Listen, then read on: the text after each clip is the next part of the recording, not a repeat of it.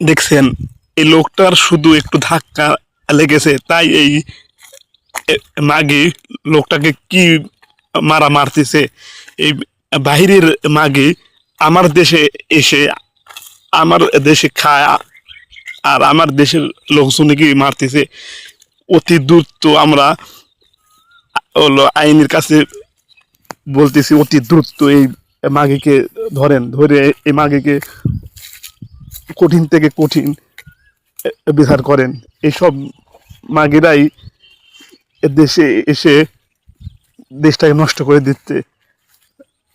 দিন দুপুরে এই মাগি রাস্তার মাঝখানে লাশ দিছে, গান গাইতেছে, আর একটু ওই বৃদ্ধ লোকটার একটু ধাক্কা লেগেছে, তাই লোকটাকে মারতেছে।